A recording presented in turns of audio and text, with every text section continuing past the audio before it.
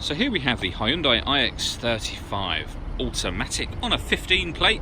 I'm going to start off by showing you around the outside of the car, and then we'll hop in and run through some controls on the inside. But from the outside you can see it's a 5-door car with alloy wheels.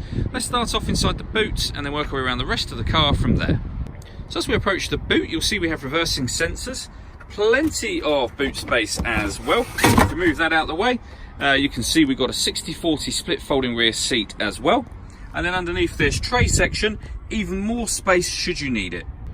Okay, so we're just going to work our way back round to the front of the car now, and then we'll hop in and run through some controls on the inside. Now that we've done a full circle of it, you can see it's in fantastic condition the whole way round. Just briefly before we climb in, I think it's well worth seeing the interior from this exterior point of view. You get half leather seats. There's plenty to run through on the dashboard, so let's hop in and we'll do that now. Okay, so now that we're inside the car, we're going to start with the dials. On the left-hand side, we have the rev counter, and on the right-hand side, the speedometer. We've also got the fuel gauge on the right-hand side, and it will show you what gear this car is currently in. So the P highlights that this car is in park.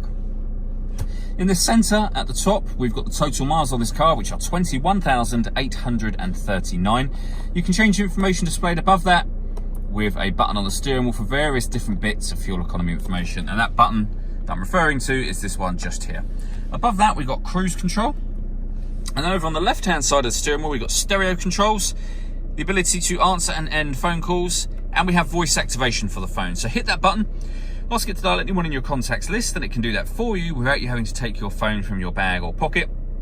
And it is, of course, once you've paired up the phone, and that is done on this central screen just here by hitting the phone button and then following the instructions on screen from there.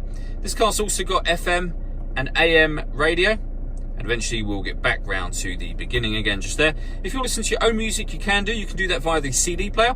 We've also got auxiliary and USB inputs as well, so plenty of ways to listen to your music. Below that, we've got the dual zone climate control, so you can adjust the temperature for the passenger side, the driver side. You can have the fan speed up and down from here. You can determine where you'd like the air to be distributed within the car.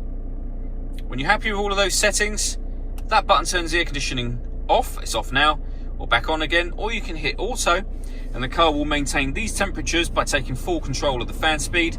You can override that whenever you wish to. Under that, we've got a heated driver and passenger seats. This button turns off the parking sensors.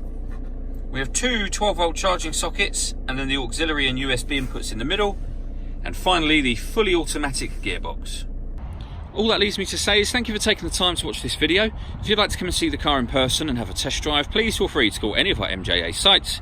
We'd love to hear from you soon.